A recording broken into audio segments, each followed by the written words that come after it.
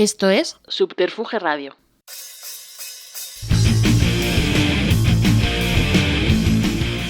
Simpatía por la industria musical, con Carlos Galán, en Subterfuge Radio.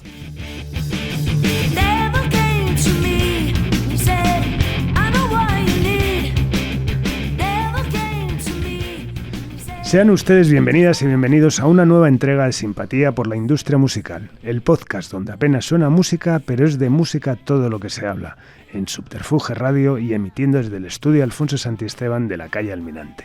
Literatura y música, siempre en armonía, letras que suenan, música que se lee. Un invitado, el de hoy, que sabe de esto y mucho y que, arrancando con la premisa del entusiasmo donde pone el foco, ha firmado alguna de las obras magnas más interesantes de los últimos años, centradas en figuras cuanto menos relevantes y, como ha demostrado, más que reivindicables. Un placer, pues, recibir en esta nueva entrega de Simpatía por la industria musical en el estudio Alfonso Santisteban de la calle Almirante a la palabra y al testimonio de Miguel Fernández. Miguel, bienvenido. Gracias, Carlos. Encantado de compartir este estudio contigo y con tus oyentes. Pues nada, un auténtico honor. Primero porque, bueno, ya sabes que soy muy fan de todo lo que has hecho. Bueno, pues siempre has sido un tío generoso cuando hemos hablado de temas comunes, que son muchos, pero bueno, totalmente anodadado, ¿no? Después de la experiencia de que viví anoche, que es cuando se escuche esto, supongo que llevará ya muchas semanas recogiendo el éxito que se merece, que es ese documental de Waldo. Que sobrepasó todas mis expectativas y en las que sé que tienes mucho que ver y que ahora andaremos. O sea, que el placer ya era enorme, pero ahora ya se ha multiplicado por 100. Y recíproco, la simpatía por la música, por lo que significa y por la labor que hacéis de documentar ese momento de placer que experimentamos aquellos que escuchamos una canción, ponemos un disco y que no siempre tenemos acceso a escuchar, a conocer el testimonio de los creadores, de los ejecutivos que estuvieron detrás, de los periodistas que los prescribieron. O sea, creo que hacéis una labor importantísima en esa tarea de documentar la música, que es una asignatura pendiente para la cultura española. Bueno, ya sabes que es casi también seguir el ejemplo de gente como tú, que sabemos que también que remas en esa dirección. Bueno, vamos a empezar contextualizando un poco tu flechazo con la música. ¿Cuáles son tus primeros recuerdos musicales? Pues yo creo que ya nací pegado a un tocadiscos, porque en mi casa no hay una gran afición musical, pero bueno, nunca faltaron los aparatos reproductores. Yo soy de esa generación del baby boom del 62 y por tanto vi llegar a mi casa la primera televisión. Pasé de la radio de la abuela a la radio All Transistor, el radiocassette que permitía grabar de la radio. Bueno, pues todo esos adelantos que cambiaron la vida cotidiana de una o dos generaciones de españoles me permitieron rápidamente zambullirme en ese mundo a veces sentimental, a veces visual, a veces onírico, que representaba aquella música que se hacía en los años 60, tan estrechamente pegada a la radio y a partir de ahí, digamos que no ha pasado un solo día donde no haya acariciado un disco, un compact, un cassette, una cinta. Y luego el tema de la música, el mundo de la música ha sido alguien importantísimo en tu carrera profesional, y el mundo de la radio, ¿no? Porque es un medio que sé que te encanta. ¿Cuáles son esos recuerdos con la radio y qué conexión había con la música? ¿Era radio musical lo que empiezas a escuchar? Claro, yo escuchaba fundamentalmente el Gran Musical todos los domingos. Era un fan de los 40 principales, de aquellos 40 principales que respondían quizá a una fórmula no tan estricta como la que vino después, ¿no? Pero también a esos tramos de radio local donde los profesionales en este caso de mi ciudad, de Granada, ponían aquellos discos que les gustaba o que utilizaban por las cuñas. En fin, ese contacto luego se fue ampliando, luego me convertí en lector del Gran Musical, e incluso con 14 años escribí a una revista musical que había aparecido, Top, creo que se llamaba así o algo así, y le escribí y les dije que yo podría ser corresponsal de ellos. En Granada. En Granada. Qué maravilla. Y nada, mano a la obra, no les di ni siquiera la oportunidad de que me respondieran. Inmediatamente les mandé una crónica, cómo no, de un concierto, de un recital de Maritrini en las fiestas del Corpus del 76. Esa unión entre el periodismo y la música se fue uniendo y un día escuché en la cadena SER un concurso buscaban DJs o DJs, como decían antes, para fundir las canciones de un disco de los Dire Straits. Y yo no tenía demasiada idea de quién eran esos señores, porque a mí mi territorio era además la música, era Hispavoz y Torrelaguna 64 y alrededores, ni llegaba a Zafiro siquiera. Pero bueno, yo me compré el disco, fundí y me dijeron, sí, venga usted. Y ahí empezó todo, ahí empezó una aventura en la radio hace 42 años que todavía dura, fíjate. O sea, empezaste también haciendo programas musicales. Enteramente. O sea, mi primer contacto con... ¿Y estamos hablando en Granada? En el año, pues sería 81. ¿Y en qué cadena concretamente? Radio Granada. Cadena SER, vale. Y me acuerdo pues de haber puesto aquel vinilo de Paco Clavel y Jazmín. Sí. El twist del autobús. El twist del autobús. Me acuerdo haber presentado Amor de Hombre. Sí. De Mocedades. O el primer disco en solitario de Frida. La vocalista de ABBA, bueno. Aquel disco que le hizo Phil Collins, ¿no? Bueno, pues a todo eso con un miedo atroz, porque yo además he sido siempre una persona muy tímida, que me ha costado manifestarme públicamente y demás, y eso de hablarle a un micrófono, ya experimentando esa primera sensación de pensar que no le estás hablando a nadie en concreto, y sí a mucha gente, o todo lo contrario, que le estás hablando a una sola persona, aunque te estén escuchando millones de ellas, ¿no? Y esa aventura empezó ahí, y luego ya se transformó en lo que es la información, lo que es el entretenimiento, y más tarde la creación de formatos, y ahí, y en fin, 42 años viviendo de esta aventura maravillosa. Qué pasada. Y bueno, y a nivel literario, bueno, pues esas tres, para mí, que es con lo que yo conocí el mundo de Miguel Fernández, que son esas tres, para mí, maravillas, de las que hablaremos sobre todo de dos, de Waldo y el último libro de Maritrini, pero también ese libro fantástico sobre Amparo Muñoz, que te decía antes fuera de cámara, que aunque no fuese una cantante, no fue rock and roll, ¿no? Bueno, fíjate que a Amparo Muñoz le propusieron, y estuvo a punto de hacerse, una película en la que iba a cantar. Ajá. Y la iba a doblar Maritrini. Anda, joder, la conexión ahí absoluta. Y además ella llegó a ensayar el playback, el hipotético playback que iba a interpretar con canciones fundamentalmente del disco Amores. Es decir, que sí había una conexión. Incluso hay una anécdota muy divertida, ¿no? Cuando Amparo Muñoz llega a España con su trono de Miss Universo, con su corona y tal, a pie de avión la entrevistan y le dicen, oiga, y ahora que eres famosa, ¿a qué famosa te gustaría parecerte? Y Amparo Muñoz dice, a Maritrini. Es decir, siempre hay una conexión, y esa misma conexión entre la música y tal también salta. Es decir, yo me planteo escribir y digo, yo tengo que escribir de cosas que me gustan. Claro. Entonces, una de las cosas que me gustan junto a la música es la gastronomía y la cocina. Otro de los placeres de la vida, ¿no? Y escribí unos libros de cocina, pero luego quería hacer algo que, no sé, que me permitiera darle una rienda suelta a mi creatividad, y por otra parte echar mano de esa música, de eso que traía yo atrás.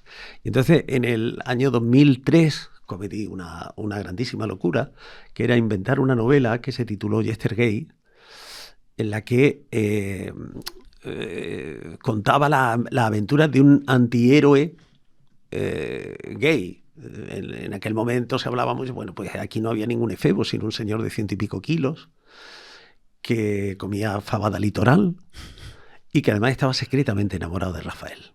Se conocía toda la discografía de Rafael. Bueno, pues para escribir y tratar ese personaje que luego saltó, tuvo continuidad en varias novelas, me tuve que escuchar y aprenderme casi la discografía completa de Rafael, al que yo ya admiraba, pero que a partir de ese momento, bueno, soy hiper fan de Rafael, porque Patricio, el protagonista de las historias, vivía cada canción de Rafael como un asunto propio, se vestía como Rafael, tomaba una brelatas y le ponía una cuerda y creía que estaba en el escenario y actuaba como Rafael. En fin, la música, no hay una actividad de mi vida en la que la música y cierta música no cruce. Qué bueno. No, Rafael, un grande que estuvo sentado en esa silla donde está, así que nos dio un ejercicio de saber estar, de un recorrido, bueno, pues en el tiempo que tuvimos, pero bueno, yo creo que abordamos muy gran frente a lo que sería inabarcable, y en eso te honra, es poder escuchar su obra, porque es que absolutamente, yo que voy mucho, hablábamos también antes fuera de Somos Carne de Mercadillo, en mi caso del Rastro, y compro singles de miles de cosas, pero de Rafael me encanta. Y luego cuando voy a México, las ediciones mexicanas, y es increíble la cantidad de ediciones que hay, o sea, la cantidad de canciones que... Y lo que no hay, es decir, el año pasado, o hace 2 años, tuve la oportunidad de colaborar con Warner en un proyecto también interesantísimo, que fue rebuscar en el archivo material que en su momento se descartó o en su momento no se editó en España, y editamos un disco que se tituló Rafaelísimo, sí, claro, y que incluía versiones de Rafael en idioma, cantando en yiddish, por ejemplo, o cantando canciones de Shirley Bassey, un Rafael, y cantando a Cecilia también, y a Luis Eduardo Aute. Es decir, un Rafael completamente inédito, que está en los archivos de las discográficas, porque claro, para reunir un álbum previamente se descartan también muchas canciones que se graban y luego por razones de canciones que había prohibido la censura, es decir, se reeditaron en su formato original canciones como Los Amantes, que estaban en el archivo, con la parte que la censura tachó, que era cuando más o menos se manifiesta expresamente que los protagonistas de la historia son 2 hombres, o Nada, que es otra canción extraordinaria de Manuel Alejandro, que también fue censurada. Bueno, pues rescatamos todo. A mí esa arqueología musical me encanta, me apasiona. Sí. Bueno, y luego Rafael, que le censuraba muchas canciones, pero luego en directo las cantaba con la letra original. Y bueno, ese sentimiento hacia sentirte tan a gusto en un hábitat como son los archivos musicales, también viene de esa pasión por la música. De repente, bueno, pues dices, joder, qué cantidad de cosas se quedan en el camino, ¿no? Y el caso de Rafael, me imagino, bueno, te abre las puertas del archivo. ¿Cuál es tu sensación de qué sentimiento de preservación tienen sobre todo las majors de sus archivos? Yo creo que hay una asignatura pendiente. Creo sinceramente que la cultura española tiene una asignatura pendiente en la preservación y la conservación de un material creativo importantísimo, de primer orden, y que ha sufrido un poco los vaivenes del tiempo. Venimos de una época de una dictadura, luego llegó una democracia, y desde principios de los años 80 se decidió no mirar hacia atrás, vale, que era un buen recurso en algunos aspectos de la vida, en el político y demás, pero no tenía por qué ser una vara de medir para todo. Y entonces a todo lo que venía de atrás se le colocó una etiqueta de antiguo, trasnochado, obsoleto, amortizado, y empezó la búsqueda. A todo esto se une la concentración en la industria discográfica, cómo cambia y cómo se van concentrando las industrias, que no saben exactamente qué hacer con los fondos que tienen. Esos artistas, además, como caen en el olvido, pues muchas veces carecen de interlocución con la compañía, con la industria, para decir, oiga, ¿dónde está aquello que yo?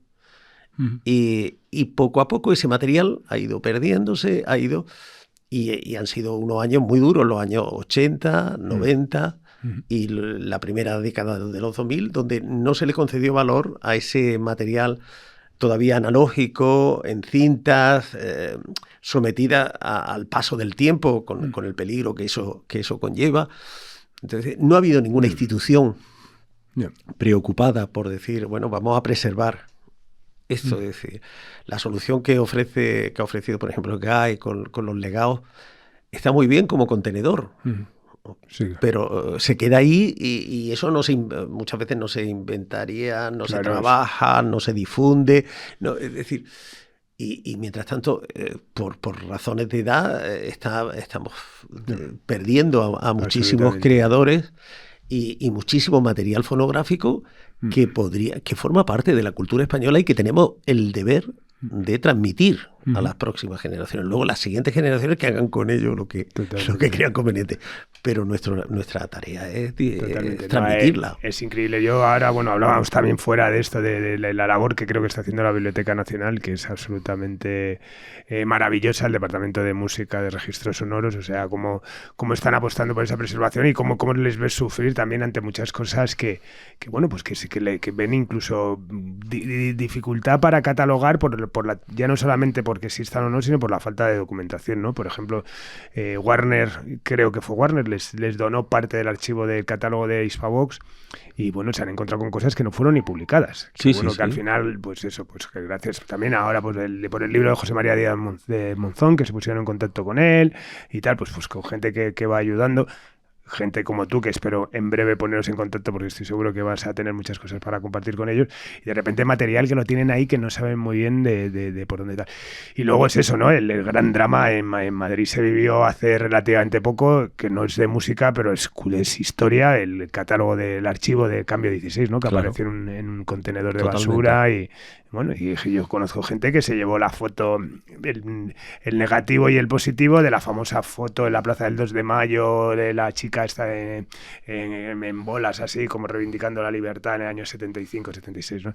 Pues increíble, ¿no? La verdad es eso. Pero bueno, creo que aunque se haya perdido mucho, nunca es tarde para reivindicar y apostar por esa preservación tan necesaria, ¿no? Yo además animaría a nuestros gestores culturales y a nuestros gestores políticos a poner la luz larga, no la corta ni la de cruce, sino la luz larga, y tratar de implicar a las instituciones europeas en esto, porque esto forma parte también de la cultura europea. Sí, sí. De la cultura europea.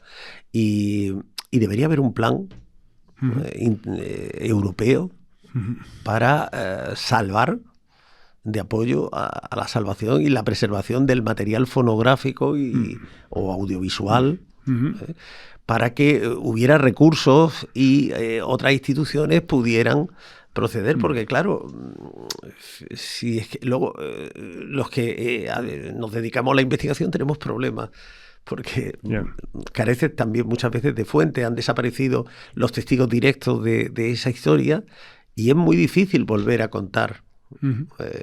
El otro día, a tenor de la promoción del libro de Maritrini, me pregunta un lector, músico profesional, y me manda un mail, me dice: mire, he leído su libro y demás, ¿usted me podría decir la marca y modelo del órgano que Miguel Ramos utiliza en la grabación de Yo no soy esa? Porque yo como especialista creo que es el tal de marca tal y del marca cual y no sé qué. Y digo, pues caballero, lo lamento muchísimo, pero no hay forma de acreditar, porque los discos, bueno, a partir de la época de Waldo empezaron a acreditar, las compañías empezaron a acreditar al arreglista y al productor. Sí.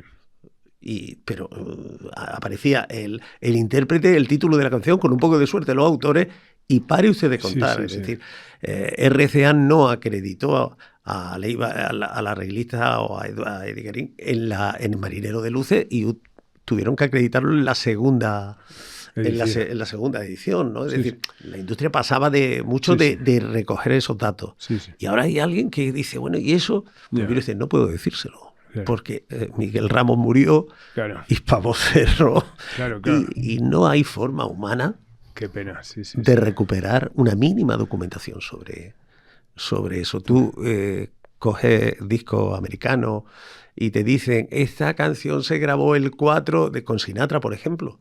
Yo hice la colección aquella de Sinatra del país, decía, el 4 de mayo a las 7 de la tarde nevaba copiosamente sobre la ciudad de Albany y entró en el estudio, saludó. Eso es maravilloso, eso no se puede hacer aquí, con el 99,9% de los artistas españoles. Totalmente.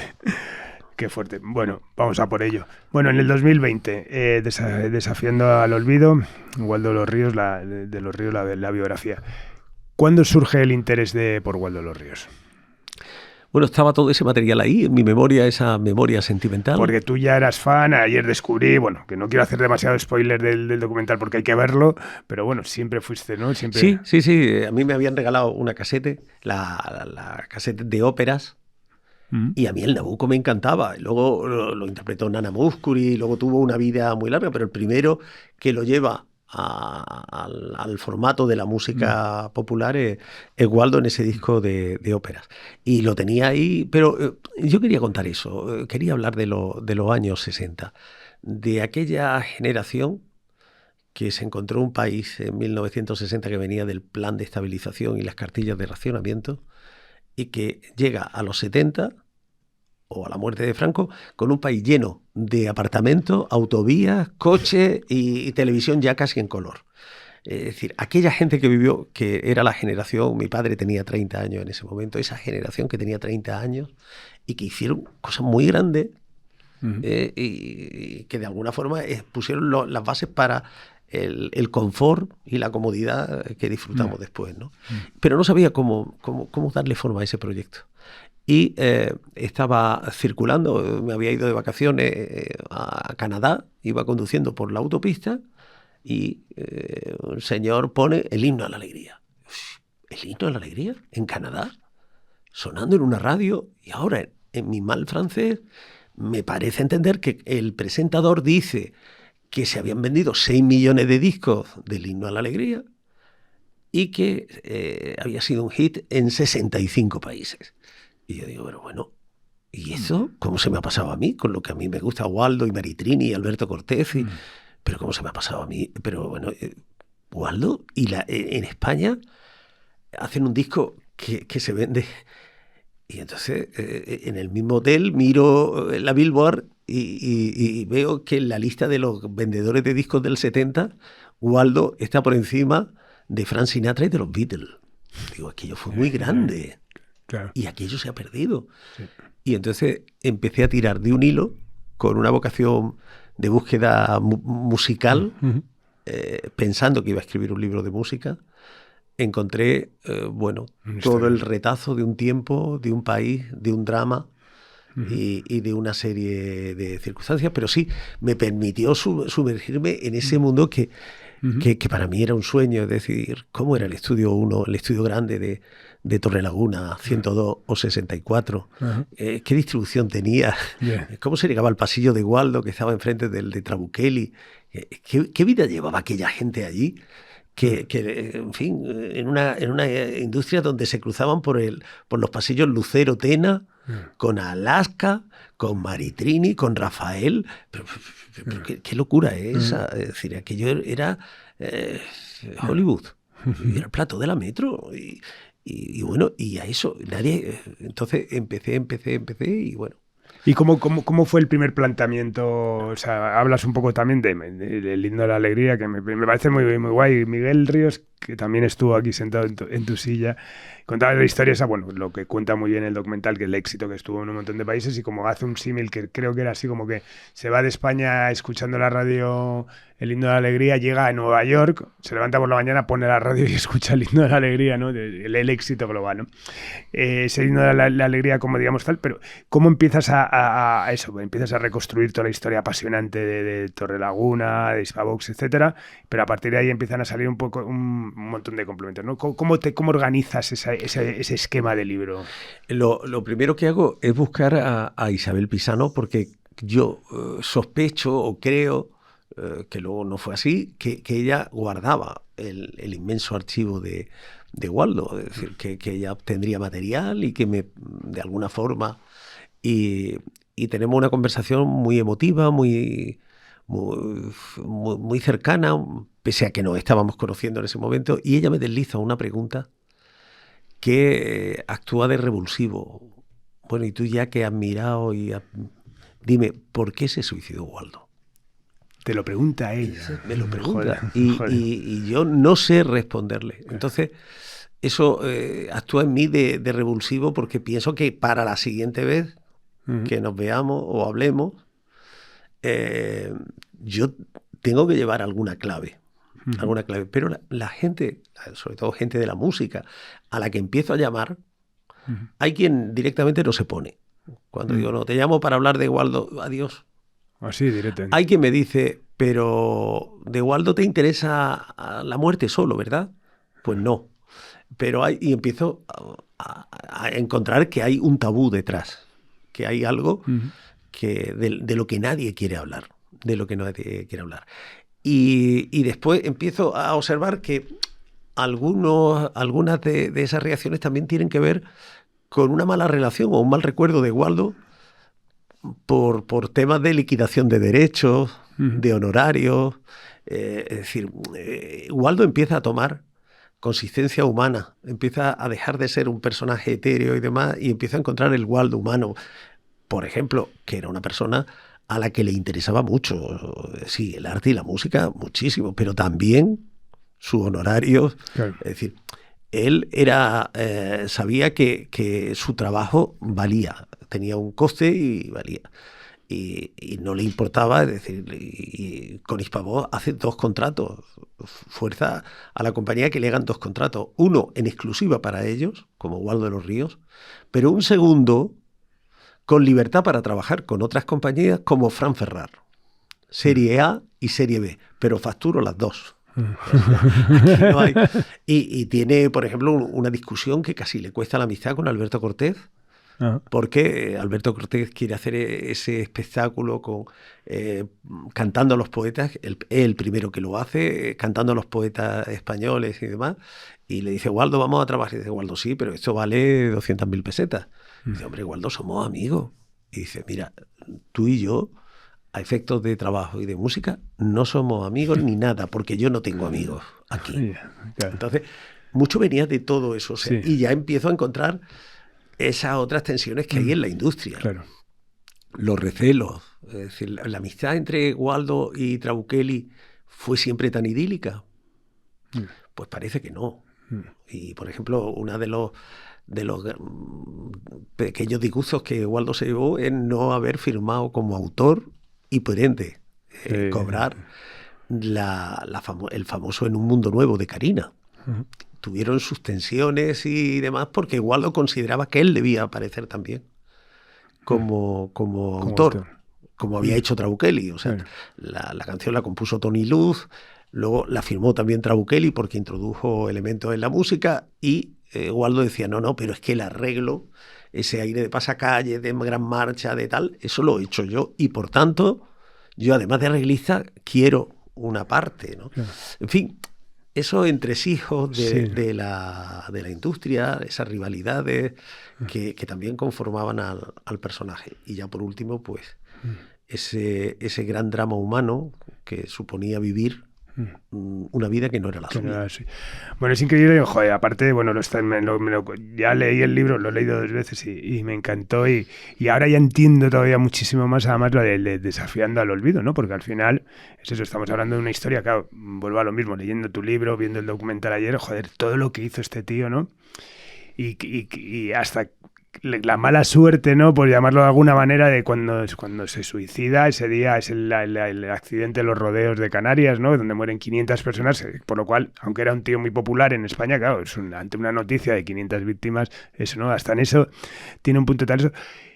¿Y por qué crees qué intención al final puede tener ya igual es un poco metafísica la pregunta, pero ¿qué intención hay en la sociedad y en eso, quizás en la sociedad, la cultura, de olvidar, de dejar morir una historia como la de Waldo, que encima tú has rescatado?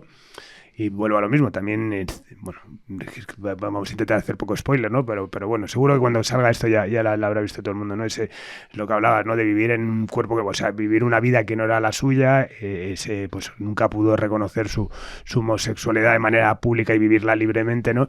Y al final, bueno, pues reflejas y visibilizas una cuestión durísima que bueno, es ese niño, ¿no? ¿Por qué crees que hay esa sensación de al final de olvido y tiene que venir alguien como Miguel Fernández a rescatarlo? Bueno, el tiempo, el paso y ese diapasón que se ve en la película, y ya estoy haciendo yo también spoiler, marca un poco todo, ¿no? Y claro, Waldo muere en el mes de marzo de 1977. están pasando muchas cosas. Ese accidente de los rodeos, pocas semanas antes han asesinado a los abogados laboralistas de Atocha, el secuestro de Oriol y de Villaescusa, es decir, el Grapo, la ETA, las huelgas, la crisis económica, la crisis política, las elecciones que se vislumbran para el 77, o sea, el país en ese momento es un hervidero y todo pasa a una velocidad de la centella. Y claro, esa noticia hay otras muchas noticias en ese día que la relegan. E inmediatamente después se da un fenómeno que es el de la transformación que experimenta la industria discográfica justamente en esos años. Es decir, un modelo como el que habían implantado Trabuchelli y Waldo hace aguas sencillamente porque la industria discográfica no tiene recursos para ya utilizar una orquesta de 40 o 50 músicos para programar los discos con una determinada cadencia, para sacar un single y esperar. No. La industria necesita resultados más inmediatos y se transforma. Llega además la aparición de los sintetizadores, el sonido Múnich, la música que llega de Italia, donde ya se ha obrado ese cambio.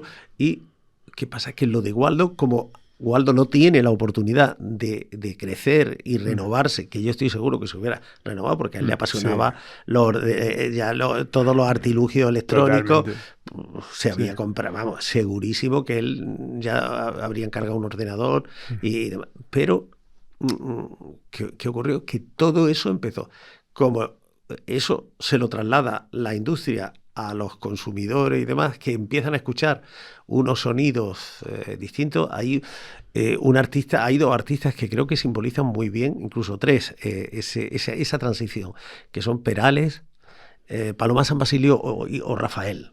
Es decir, vienen Paloma de trabajar con Trabuchelli en el concepto de gran orquesta, sonido Torrelaguna, estudio grande, tal, y encuentran una etapa muy fructífera y plena de éxito con Danilo Baona, que trae sus discos, que trae sus bases grabadas en Milán, con 4 músicos que demás que acopla y que le hace cantar a Perales un Te quiero con una presunta orquesta de 1000 violines, que en realidad es una cosa mucho más modesta, pero que el oyente cree que es la misma orquesta que tenía Waldo en el estudio. No, eso ya está hecho de otra forma, con otros costes, y eso empieza a dejar atrás algo que Waldo era consciente que iba a pasar. Porque esa frase, desafiando al olvido, era una frase que repetía mucho Waldo. Él, como Borges, temía al olvido, o como Gardel, el olvido que todo destruye. Bueno, hay que luchar contra el olvido, pero el olvido, por desgracia, cayó sobre su obra. Y bueno, hasta este año que hemos asistido a una cierta recuperación, porque no solo en España, es decir, Sony ha reeditado en Argentina los discos primeros que Waldo grabó allí, en los años 55, 60, haciendo experimentos de la estereofonía. Waldo estaba descubriendo lo que era la estereofonía. Había hecho un curso en Nueva York, en la Columbia, y había aprendido esas claves de estereofonía que luego aplica aquí con Llewellyn Jones y con Trabuchelli, pero que él ya trae porque la ha aprendido en Estados Unidos. Bueno, pues esos discos, después de dormir el sueño de los justos durante 60 años, Sony lo ha reeditado y lo ha subido y se puede escuchar a Waldo en todo su esplendor. Sí, aparte, bueno, es una de las cosas que sale en el documental, esas grabaciones que se hacía de voz ahí como en distintos tonos, como para marcar pautas de sonido, nada, es absolutamente bestial. Me parece de eso, como estos días también, bueno, justo también está con lo del libro de Hispavox, se le dice la entrevista a José María Díaz Monzón, y hablaba justo de eso, ¿no? De ese sonido Torrelaguna que Llewellyn Jones, Trabuchelli y Waldo hicieron, de ese pedazo de estudio que cuando llega José Luis Gil, que se supone que ya la nueva etapa se convierte en un almacén, ¿no? Ya directamente ese estudio desaparece. O sea, ¿tú crees que eso, que realmente Waldo, aparte de todos sus conflictos internos que tenía, el abuso también de pastillas, de alcohol, de sustancias, etcétera, también él tenía una cierta premonición de que estaba llegando el fin de una etapa? Un fin de una etapa que, joder, que hablamos que es un tío que muere con 42 años, ¿no? Que tenía toda la carrera por delante, toda una vida por delante, ¿no? Muchas veces, Carlos, tememos aquello que deseamos. Y Waldo estaba deseando dar por acabada la etapa de arreglista, porque él además era consciente de que ese momento que había habido con Paul Mauriat, ese gusto por la música orquestal que viene de Estados Unidos, de Caravelli, de Ben Kerfer, de todos estos músicos, y que él, del nómina de la que él forma parte, con Frank Purcell, con tal, eso empieza a agotarse. Sí. Y él, además, esa parte de hacer versiones de temas del momento, y luego que ya estaba cansado. Y él quería ya dedicarse a una obra propia. Y piensa que va a hacer cosas nuevas y que va y demás. ¿Qué hace? Que empieza a ser más, coincide con su caída, con su situación de desequilibrio emocional, pero él empieza, para empezar, le piden que haga los arreglos de Enséñame a cantar de Miki para Eurovisión. Y les pide una cantidad que Televisión Española dice que es desproporcionada y que en absoluto. Y dice, pues si queréis que yo vaya a dirigir y repita el éxito, o sea, los aplausos que coseché en el 71 con Karina, yo no voy porque voy a salir en la tele, yo voy porque con caché, porque soy director de orquesta y me pagáis. Pues no vas, pues no haces los arreglos. Llegó a comer con Miki y Fernando Arbex para hacer los arreglos. Llegó el PSOE y le pidió una versión moderna de la Internacional, de cara a la campaña electoral del 77. Yo sí, pero la cobro. Es decir, es que no porque sea ahí un partido de izquierda. Es decir, empezó a ponerle. Con lo cual, digamos que la gente empezaba a retirarse y él, por otra parte, pensaba, igual me estoy pasando aquí de listo, que yo llevo un tren de vida que estoy manteniendo a mi madre en Argentina, a mi esposa en Roma, que tenemos un piso estupendo y somos vecinos de Federico Fellini. Y luego mi casa y mi tren de vida más el piso que tengo con mi amante en la Torre. Es decir, yo necesito mucho dinero y mis coches. Esos coches de prototipo. Sí. Es decir, yo y mis lujos y mis Rolex. Yo para mantener eso tengo que vérmelas con Beethoven y Mozart. Pero estoy de Beethoven, como dice en el documental, estoy de la sinfonía hasta las narices. Entonces, es un círculo del que él no sabe salir. Él no sabe salir. Y él teme que entre esos cambios que va a hacer José Luis Gil en la compañía, o que ha empezado a hacer, que son cambios en ese momento básicos de racionalización del estudio, de poner un horario del estudio, es decir, Trabuchelli era el dueño y señor del... Bueno, no, vale, tú pasas a ser un productor más. Y entonces vas a convivir con otros productores que van a venir porque vamos a abrir el campo y van a empezar a venir gente joven y tal. Y entonces dice Waldo, ¿y yo? Que aquí en este papel, porque yo me pasaba en el estudio las horas que quería y vivía en el estudio. Ahora voy a tener que ir a una hora. Ahora, bueno, me va a despedir. Y nada, yo hablé mucho tiempo después con José Luis Gil y me dijo, ¿yo despedirlo? Si era en ese momento, era la auténtica estrella de la compañía. Claro. Bueno, ¿y cómo abordaste al final se hablaba, era Vox Populi, bueno, que la madre tenía un carácter especial, sobre todo en Argentina, que la conocían más, hablábamos de sus problemas de identidad sexual, de sus cuestiones tal internas, la relación con Isabel Pisano, que no estaba muy clara, tal, eso. ¿Cómo abordas ese aspecto más oscuro, comprometido de su vida? Es decir, al final, bueno, habéis abierto ventanas que no se habían abierto, ¿no? Como el amante que tenía, con nombres y apellidos casi, ¿no? ¿Cómo abordas? Bueno, yo viajo, me dedico a viajar para recabar fuentes y claro, voy a Buenos Aires, donde empiezo a encontrar testimonios de la vida cotidiana. Primero en una casa, en un piso cerca del Congreso de de Argentina, y luego en la casa del barrio de Caballito, que compran a mediados de los años 50, empiezo a recuperar material en esa parte de la madre y empiezo a descubrir el papel y lo que declara la madre. Porque la madre hace bastantes declaraciones y además se convierte en Argentina como en una especie de portavoz de su hijo, ¿no? Entonces, pues la madre, si el hijo tiene allí una disputa con alguien, interviene o anuncia que su hijo va a volver a Argentina con Perón, porque su hijo es peronista, y para nada, ¿no?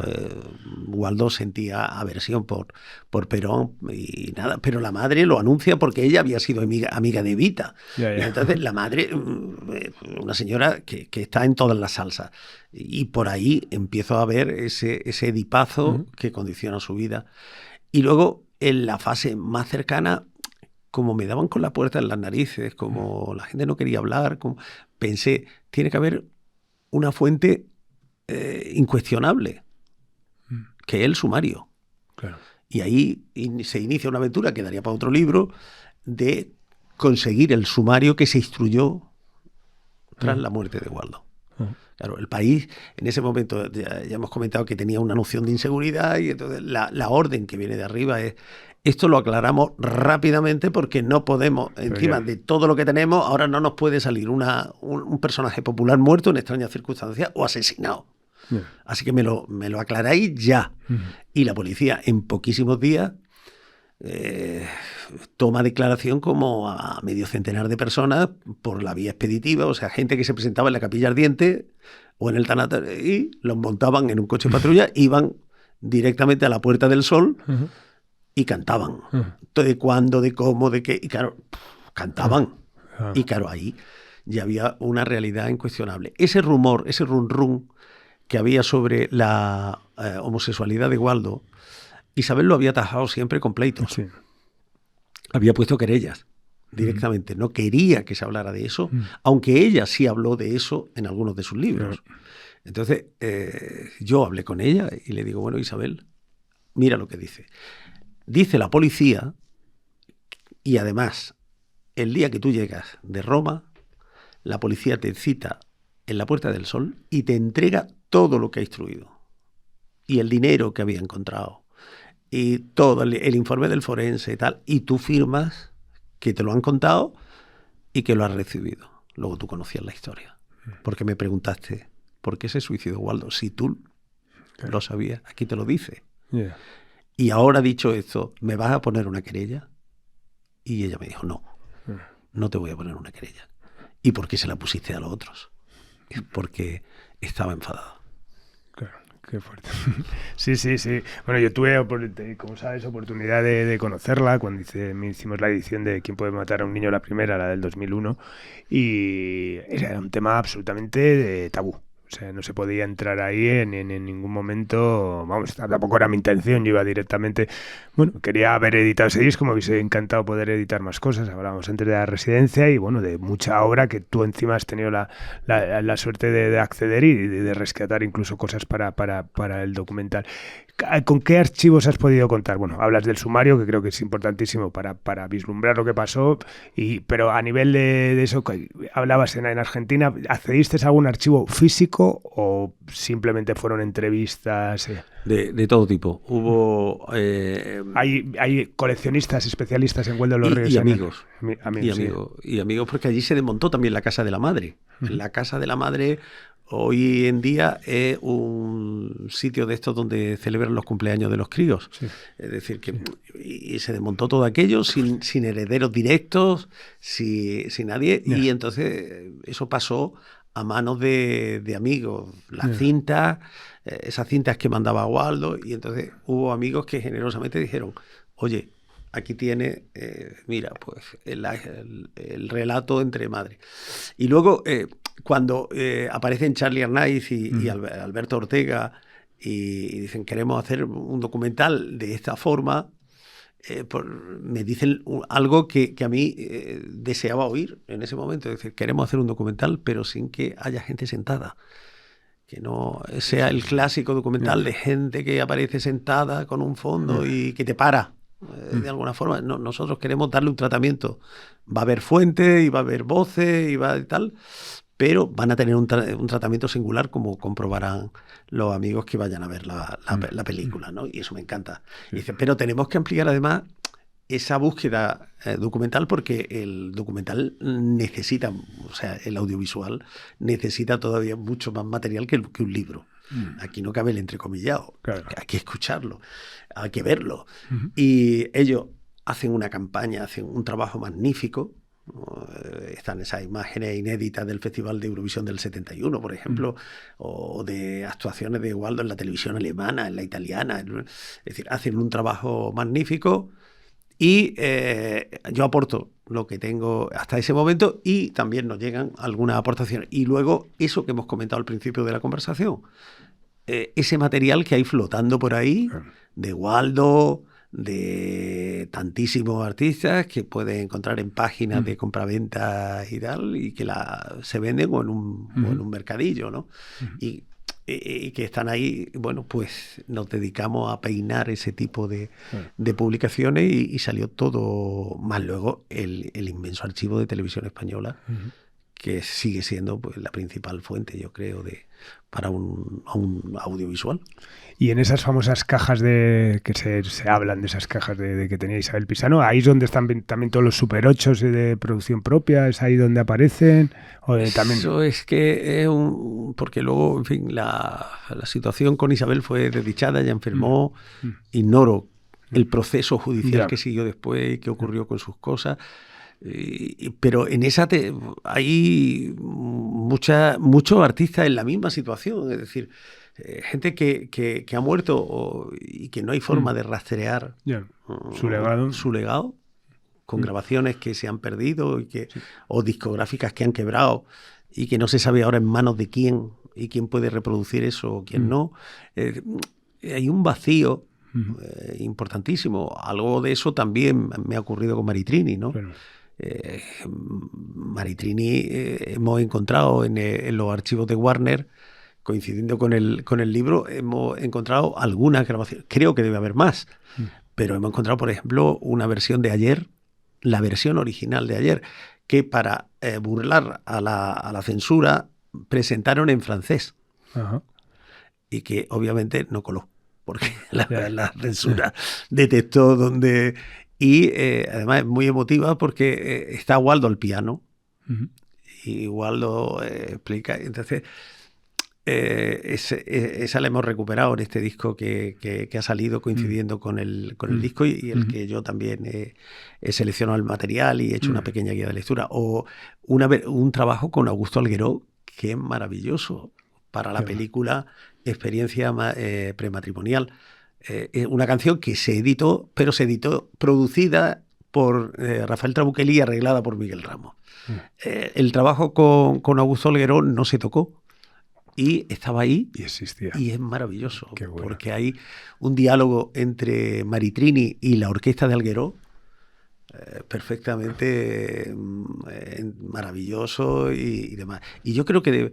Pero por lo que sé, en su círculo más personal, familiar y demás, no hay mucho más. Y a mí me extraña, ¿no?, que una artista durante 40 años no trabaje con cassette, con cintas, con... Sí. Un material que luego, mira, el caso contrario, que sería Cecilia. La familia de Cecilia ha hecho una labor maravillosa de conservación y preservación del legado de Cecilia. Totalmente. Y gracias a eso hemos conocido, y luego la labor de José Ramón Pardo, pues hemos conocido ese material de Cecilia que se hubiera perdido. Totalmente, sí. Bueno, estaba bien asesorada, su pareja Luis Gómez Escolar también aportó, desarrolló todo. Pero es la suerte de poder hacer eso. Totalmente. Bueno, hemos dado el salto de Waldo a Maritrini, que es el último libro que has publicado, fantástica biografía también. También un artista, pues como Waldo, que rompió barreras, un artista que también tiene ciertos parajes no oscuros, sino tapados, ¿no?, de su propia vida personal. ¿Te atraen, si vamos también con Amparo, esos... Ya nos has hablado de ese que te gustaban ya de niño, ¿no? Casi, ¿no? Musicalmente, tanto la obra de Waldo como la de Maritrini, pero al final, bueno, vuelvo al mismo. Son características, son dos personajes con ciertos matices así peculiares que le hacen tener un cierto malditismo, ¿no? ¿Te atrae también parte de la atracción que sientes por esos personajes? ¿Es eso tal o es casi una casualidad? Con el tiempo me he dado cuenta que aquel viaje por Canadá, aquel descubrimiento, aquella epifanía, en cierta forma lo que desató en mí es un afán por contar los años que he vivido, los años de mi juventud, a partir de las vidas de personajes que fueron famosos entonces y que fueron maltratados por su tiempo, o quizás es resituarlo y recolocarlo, traerlo al presente. Es decir, con Waldo vemos de cerca la homofobia y vemos el éxito. Fíjate lo que vale el éxito, lo que representa el éxito en nuestra sociedad, pero lo que representa el suicidio o la enfermedad mental. Y por supuesto la homofobia, ¿no? Con Maritrini hay una reflexión también sobre la homofobia desde otro punto, desde la invisibilidad lésbica. O sea, la invisibilidad todavía hay por ahí quien va diciendo, es que Maritrini era una señora muy discreta y no se puede hablar de las cosas que ella no hablaba. Mire usted, de los personajes de Picasso hay que hablar. No se puede hablar de Picasso sin hablar de sus mujeres, claro, ni de la relación que mantuvo porque eso influyó también en su obra. Claro. Es decir, y no podemos saltarnos que Maritrini convivió con una señora cada uno luego tendrá su juicio y prejuicios morales, claro, estéticos, ideológicos y lo que sea, pero no me digan que no se puede. Claro que se puede y se debe. Y además no era esa teoría de la discreción, no es nada más que una forma de homofobia. Están haciendo homofobia. ¿Por qué? Porque le están negando algo que ella no negó en vida. En el año 75 a Maritrini le preguntan en lectura o en semana, Maritrini, ¿tú te sientes sola? Que era una cosa que le preguntaban mucho, ¿estás triste, estás sola? Y Maritrini responde, yo sola, tengo a Claudette, tengo los perros y tengo mi casa. Hacían falta más claro. Es decir, la entrevista Natibel Preciado, porque da uno de sus conciertos maravillosos textos de la Gran Vía, y está entrevistando a la Natibel Preciado y se presenta a Claudette y dice, Maritrini, no ha llevado el coche, no ha quitado el coche la grúa, nos. Y la propia Natibel Preciado en la entrevista anota el plural, o Miguel Beirat escribe, es decir, era algo que ellas hacían con absoluta normalidad y naturalidad. Y que si no lo vemos con esa naturalidad es porque estamos aplicando totalmente una homofobia. Y en el caso de Amparo es el machismo. Claro. Es decir, en plena promoción del primer libro que escribí sobre Amparo, que eran sus memorias, La vida y el precio, entramos en la librería donde se iba a presentar el libro y el librero, por hacer una gracia, le dice, Amparo, qué guapa, qué tal, sí, para decirlo mejor que lo dijo él, con la de veces que me he masturbado yo viéndote.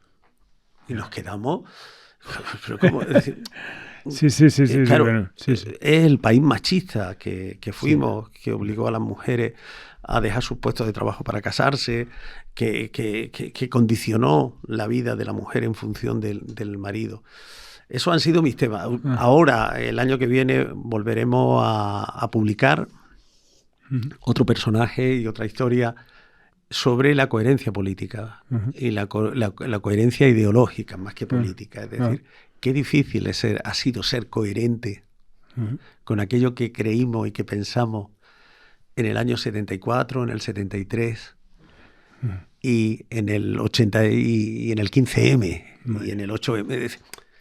A través de la vida de un personaje también muy querido y muy popular, pero ahí digamos que el foco va a ser la coherencia ideológica. Que será el siguiente. Bueno, que evidentemente todavía está, no podemos saber de quién se trata, pero si de repente te dijese ahora, Miguel, ¿con qué personaje te gustaría profundizar? Porque lo tienes también ahí no sé, en el radar. Yo creo que hay un trío en la música española que están pidiendo a gritos un libro. Y estoy aviso para navegantes. O sea, sí, lo sé. No, si eres una persona generosa. Si alguien se adelanta, pues cuanto más libros escribamos sobre Waldo o sobre Maritrini, pues mucho mejor. Pero a mí me parece que están mereciendo ya un estudio serio Augusto Algueró, Juan Carlos Calderón y Mariní Callejo. Yo creo que son tres figuras capitales en la música española, y que si queremos elevar la música popular al rango que debe tener en la cultura popular, hay que hacerle justicia a esta gente. Y por supuesto, el gran Trabuchelli. Totalmente, sí. El gran Trabuchelli. Sí, porque eso sí que es verdad que tanto Algueró como Calderón, incluso Mariní, si googleas tal, pero es de Trabuchelli es muy difícil encontrar cosas, sí, es cierto. Pues nada, te invito yo en la medida que te pueda ayudar, o sea, un honor, me parece fantástico. Pues nada, Miguel, la verdad es un auténtico placer. Hubiese profundizado más, pero todavía estoy degustando, ¿no?, ese documental que ha sido un trabajo increíble de Charlie y de Alberto. Creo que tu presencia en todos los sentidos es bestial, y al final, pues tu impulso, ¿no?, pues por recuperar y visibilizar a un personaje que supongo que alguna vez aparecería un Miguel Fernández, pero no sabemos si va a ser dentro de 20 años o de 30 años, ¿no? Ojalá sea pronto. Exacto, o sea, pero que haya documentación. Pero que alguien haya dicho, vamos a visibilizar a alguien como él, o como Maritrini, ¿no?, que en el fondo muchos lo tenemos, esa iconografía en la casa de esa señora que te decía tu madre que bien canta y tal, pero no, es muy gorda y tal, no sé qué, tenía también ese halo ya. Pues mira. Totalmente. Pues lo dicho, siempre acabo con una pregunta, que es una pregunta recurrente: simpatía por la industria musical. Es eso, pues en tu caso, si quieres aplicarlo, creo que está muy claro, pero ¿quiénes han sido tus grandes referentes en el mundo de la industria musical, de la comunicación, del periodismo, etcétera? Yo le reconozco mi admiración hacia Rafael Trabuchelli y Waldo de los Ríos, aquel sonido mágico de Torrelaguna. Estuvo en mi infancia, estuvieron luego ya más de adultos las lecturas de Manuel Vázquez Montalbán, que fue un autor que siguió mucho la canción popular, la canción sentimental, de Jordi Serra y Fabra, ahora más recientemente de Luis García Gil, que es otro entusiasta y otro personaje clave para entender la música. Y luego tengo debilidad también por esa música que viene de fuera, la música, esa personalidad de Jacques Brel tan controvertida, tan contradictoria. Todavía, al menos que haya llegado a España, creo que hace falta una biografía. También me encantaría leer una biografía sobre Jacques Brel, o sobre la enigmática Mina, que sigue siendo ese personaje que, con todo eso, en fin, en mi casa puede sonar un poco de todo eso. Pues nada, lo dicho, muchísimas gracias, un auténtico placer, Miguel, de verdad. Pues nada más, despedimos esta nueva entrega de Simpatía por la Industria Musical, emitiendo desde el estudio Alfonso Santisteban de la calle Almirante en Subterfuge Radio, y con Laura Rodríguez a los mandos técnicos, y nos vamos con Próspero y Vulgar de Hipergéminis. Adiós.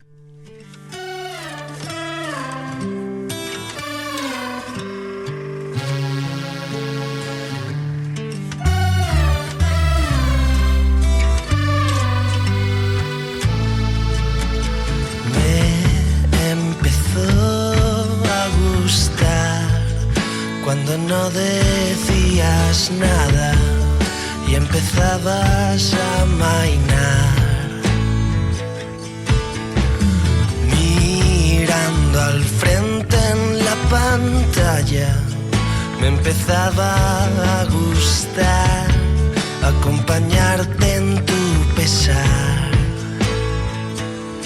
Y al final, ¿qué más da?